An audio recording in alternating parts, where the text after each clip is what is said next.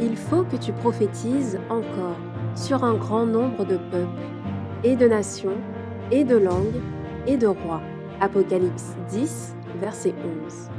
Telle est la mission que nous avons accepté de remplir jusqu'à ce que la terre soit éclairée de la gloire de Dieu.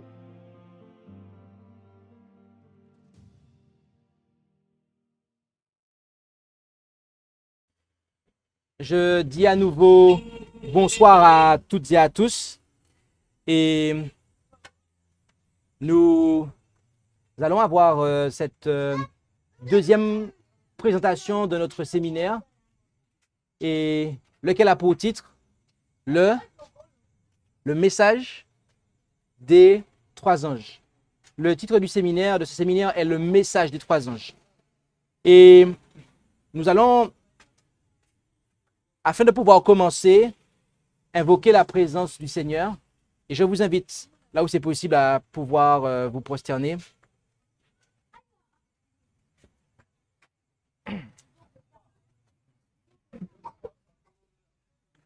Prions.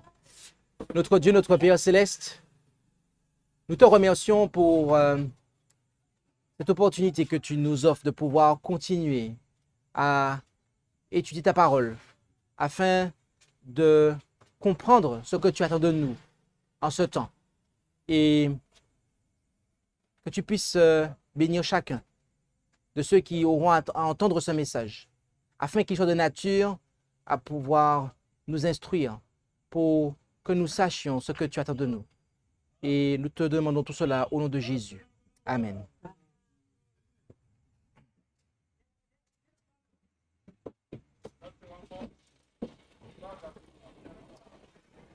Le titre de cette présentation est le péché et la nature de l'homme.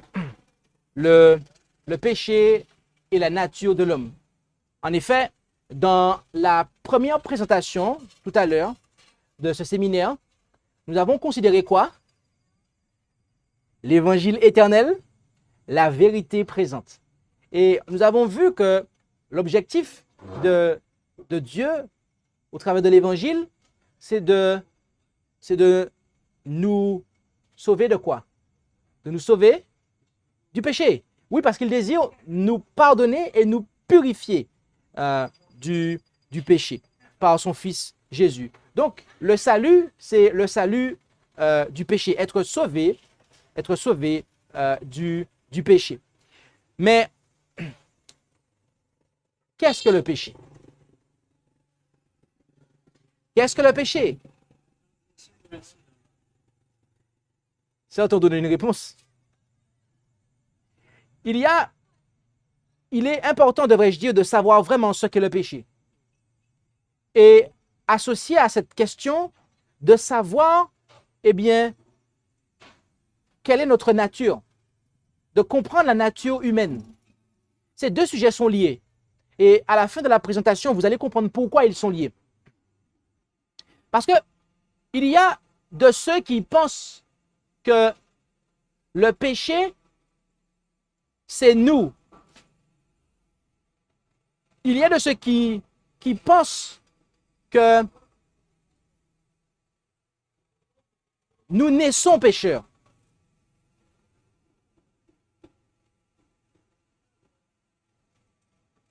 Et donc, il convient de savoir vraiment ce qu'est le péché. Nous allons prendre des textes,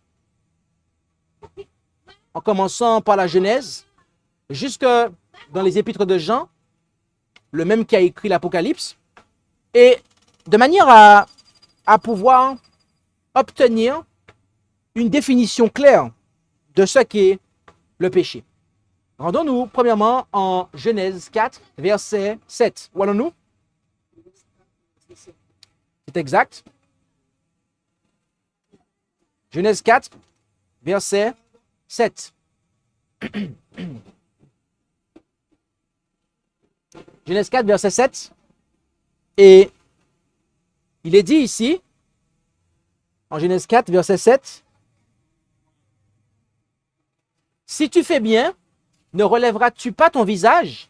Mais si tu ne fais pas bien, le péché est couché à la porte et son désir est tourné vers toi. Mais toi, tu dois dominer sur lui. Ici, Dieu dit à Caïn que le péché était couché à sa porte et qu'il devait dominer sur lui. Autrement dit, il lui était possible d'avoir la domination sur le péché. Question. Si le péché est ce que nous sommes, si nous naissons pécheurs et que nous ne pouvons pas, de ce fait, remporter la victoire sur le péché, dans cette nature, est-ce que Dieu a eu raison de dire ça à Caïn? Non. Mais si Dieu a dit ça à Caïn, c'est que Caïn n'était pas né pécheur. C'est que il n'était pas né pécheur, mais il avait une nature. Il avait une nature qui, bien qu'affectée par le péché, eh bien, qui néanmoins n'était pas le péché ou la culpabilité en elle-même. En Exode 34, verset 7, Exode 34, verset 7,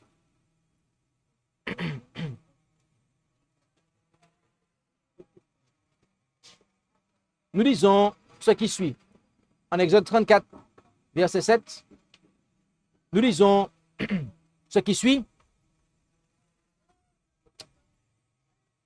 Le Seigneur qui conserve sa grâce jusqu'à 1000 générations, qui pardonne l'iniquité, le crime et le péché, mais ne tient point le coupable pour innocent, qui punit l'iniquité des pères sous les enfants et sous les enfants des enfants jusqu'à la 3e et à la 4e génération. Avez-vous noté ça? Qu'est-ce qu'il est dit ici concernant le péché? Il est dit que Dieu pardonne quoi? Le péché. Il n'est pas dit ici que Dieu nous pardonne. Je précise, il n'est pas dit ici que Dieu nous pardonne ce que nous sommes. Mais là, il précise ce qu'il pardonne. C'est le péché. Autrement dit, le péché que l'on commet. Donc, là encore, on voit que la révélation de la parole de Dieu est claire. Nous voyons ici que, avec ce deuxième texte, que le péché n'est pas ce que nous sommes, mais c'est plutôt quelque chose qui est fait. En effet, en Lévitique 4, verset 3, Lévitique 4, verset 3, Lévitique chapitre 4, verset combien? C'est exact. Et nous lisons ici, si c'est le sacrificateur ayant reçu l'onction qui a péché, rendant par là le peuple coupable, il offrira à l'Éternel pour le péché qu'il aura commis un jeune taureau sans défaut en sacrifice pour le péché. Notez ici que concernant le péché, dans ce verset, on nous dit que c'est le péché qui a été commis. Donc c'est quelque chose qui est commis, que l'on peut commettre. Encore une fois, ce n'est pas ce que nous sommes. Les Israélites n'amenaient pas d'offrande de sacrifice au sanctuaire pour se faire pardonner ce qu'ils étaient, mais pour ce qu'ils avaient commis qui n'était pas correct. Rendons-nous maintenant en Romains 6, versets 1 et 2. Romains 6, versets 1 et 2. Et ensuite, on va prendre le verset 12 et 14. Il est dit, Romains 6, 1 et 2. D'abord, que dirons-nous donc? Demeurerons-nous dans le péché afin que la grâce abonde? Nullement. Nous tous qui sommes morts au péché, comment vivrions-nous encore en lui? Ici, Paul pose la question, est-ce que nous allons demeurer dans le péché parce que nous sommes sous la grâce, parce que la grâce abonde? Et il dit que non. Voyez-vous, si le péché était ce que nous sommes,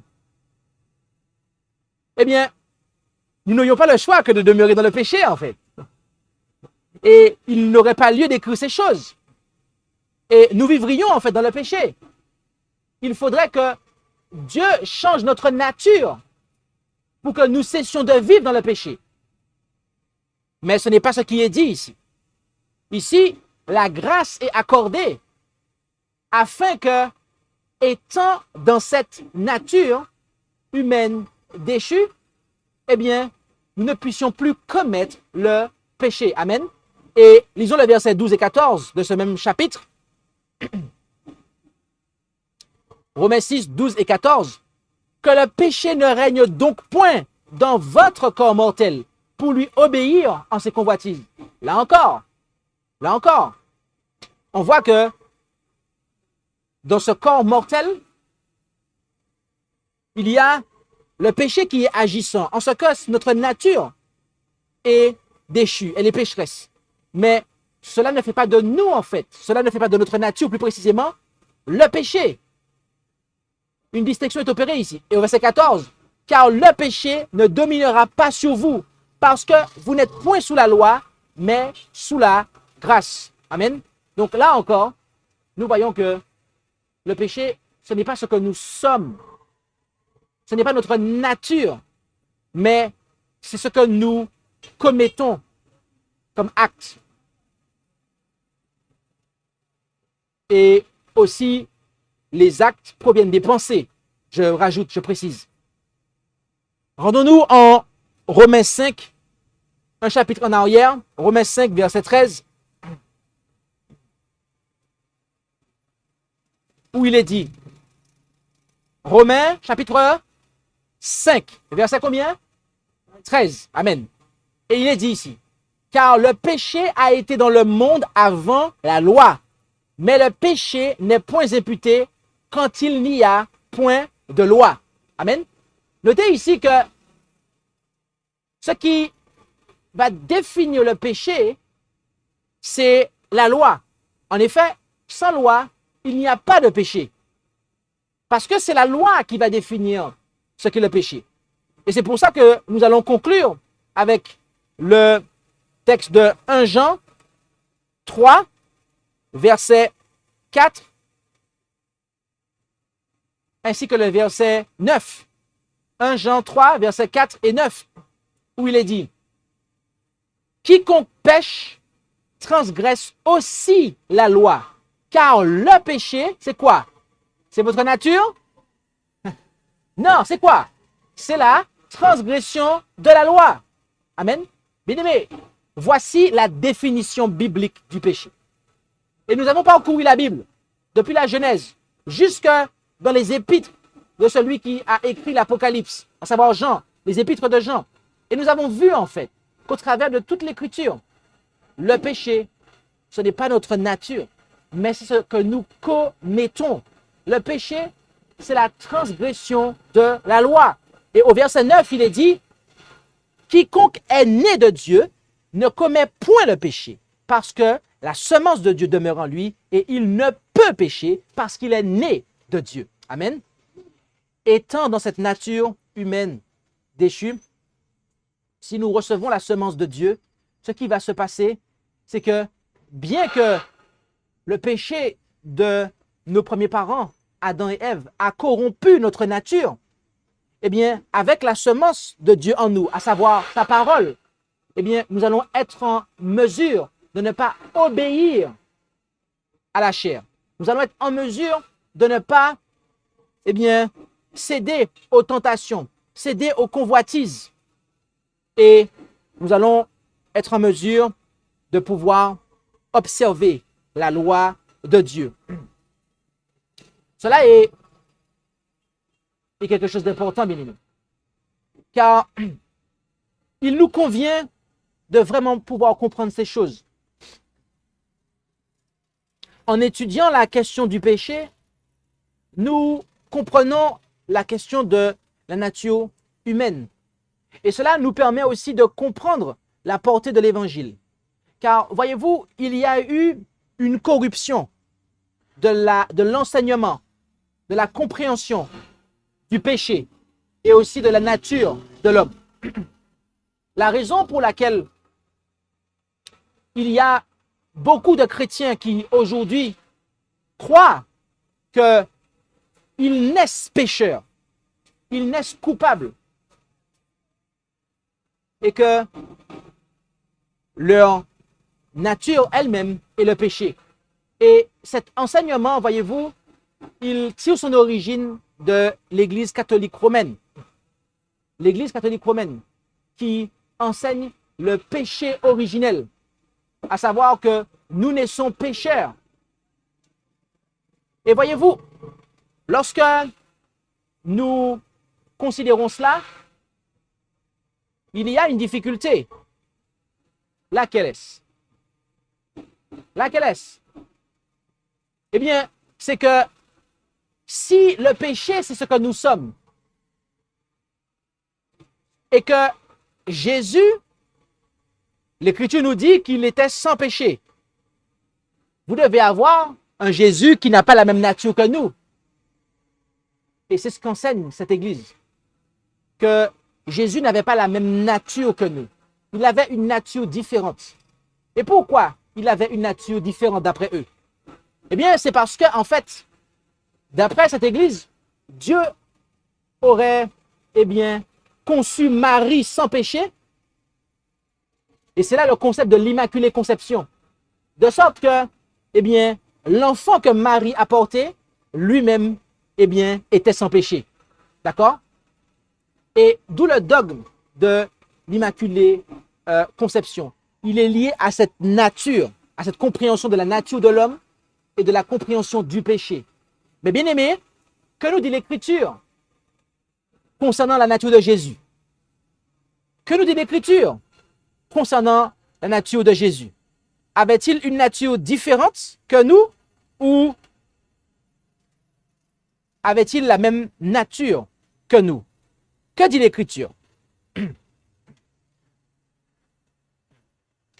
Rendons-nous en Romains,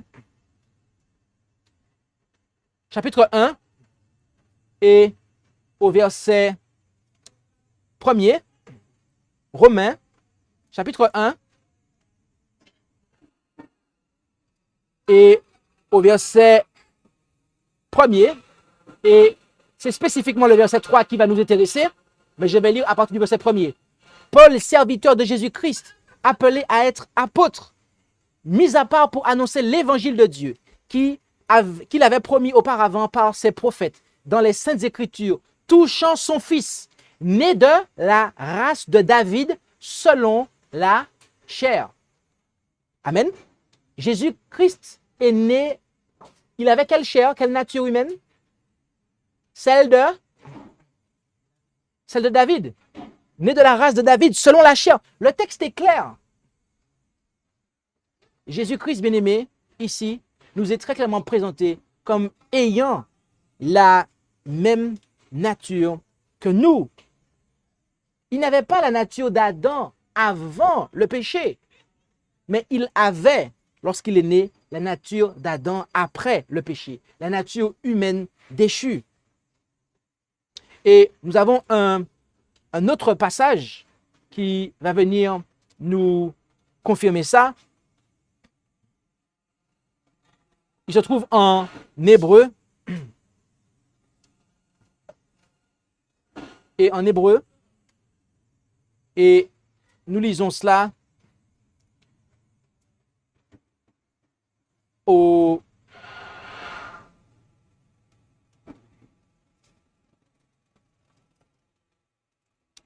verset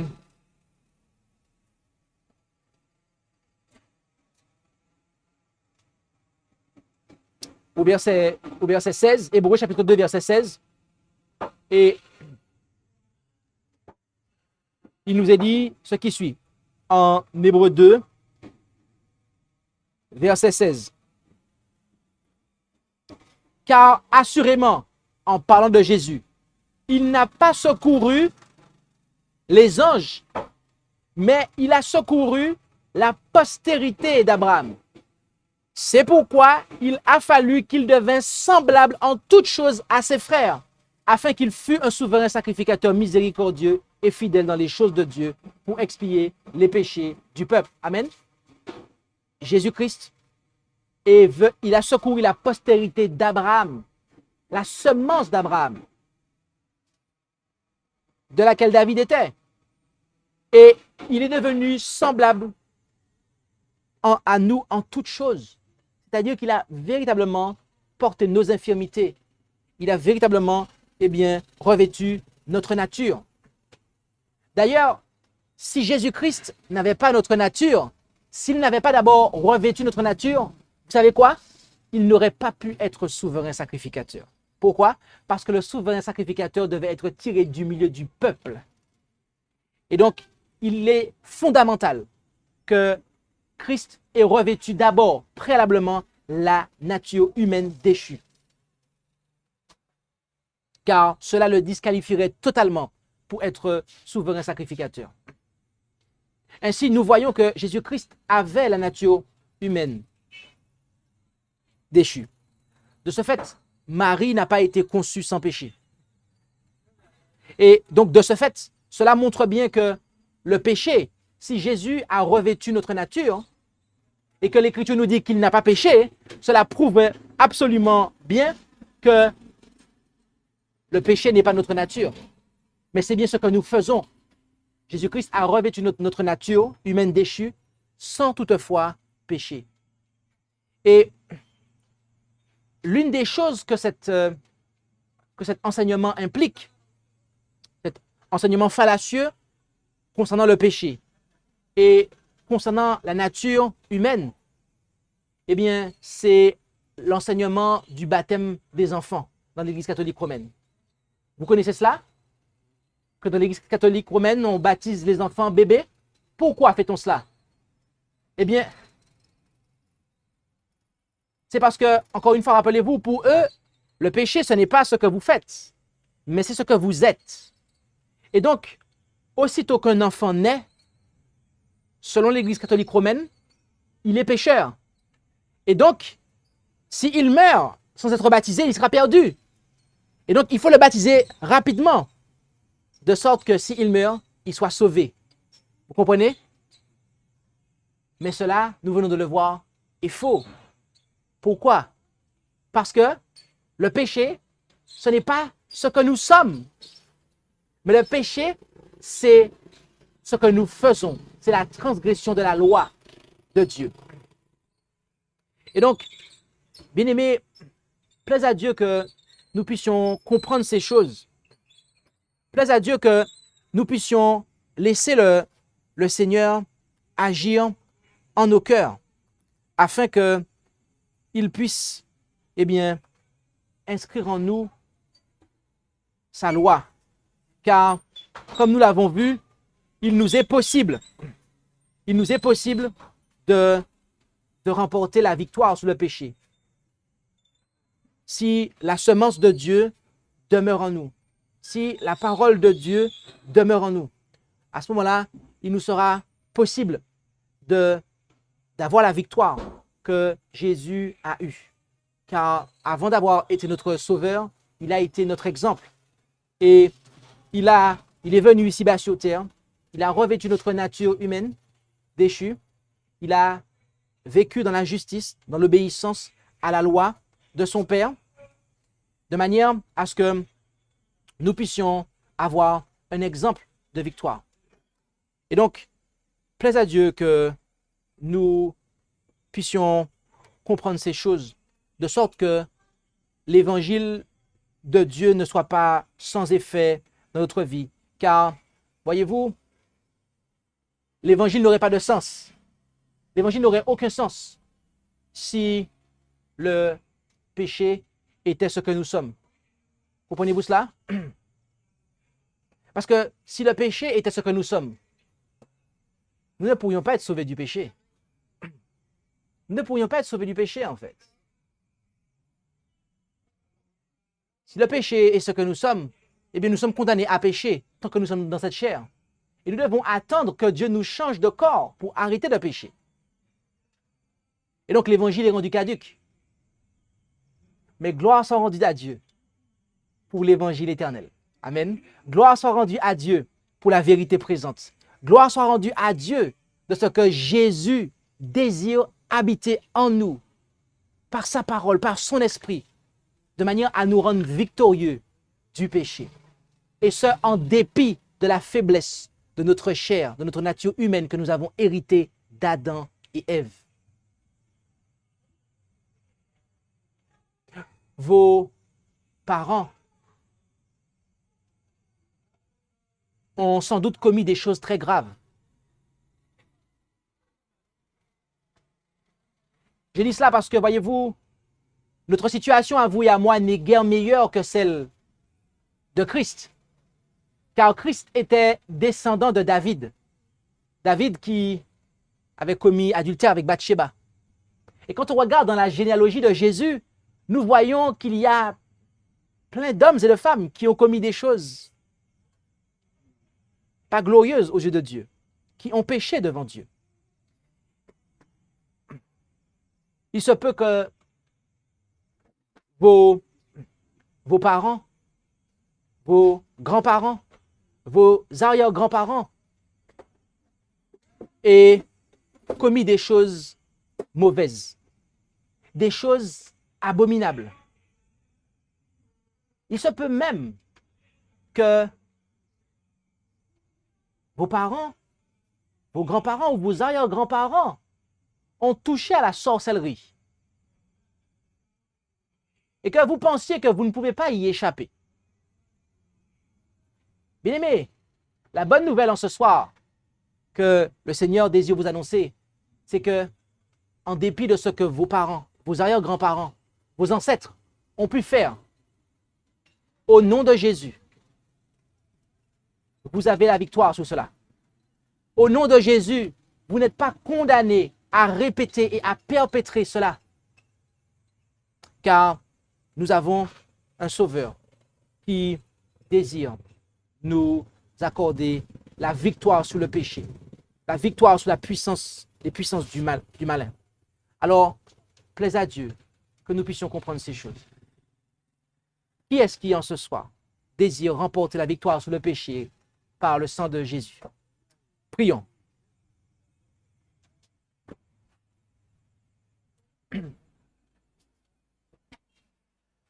Notre Dieu, notre Père Céleste, merci pour cette opportunité que tu nous as donnée de pouvoir étudier ta parole afin de nous rendre compte de ce qu'est le péché. Tu nous fais savoir que c'est la transgression de la loi et que c'est ce que nous faisons qui n'est pas en accord avec ta volonté. Et ce, étant poussé par une nature humaine déchue qui nous pousse irrésistiblement à faire ce qui est mal. Mais gloire soit rendue à toi, Père Céleste, que tu nous as donné Jésus, qui est venu ici-bas. Il a revêtu notre nature et il a remporté la victoire sur le péché, nous laissant ainsi un exemple.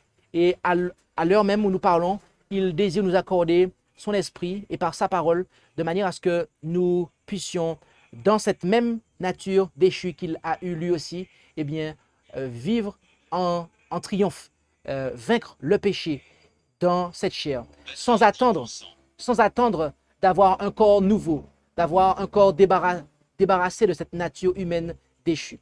Alors, gloire soit rendue à toi pour cela, Père Céleste, et béni sois-tu. Nous t'en prions au nom de Jésus. Amen.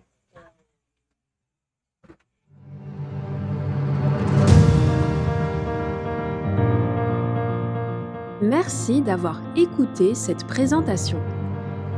Si vous souhaitez prendre part à la mission que Jésus-Christ confia à notre Église, contactez-nous via les coordonnées présentes sur la page à propos de notre chaîne YouTube.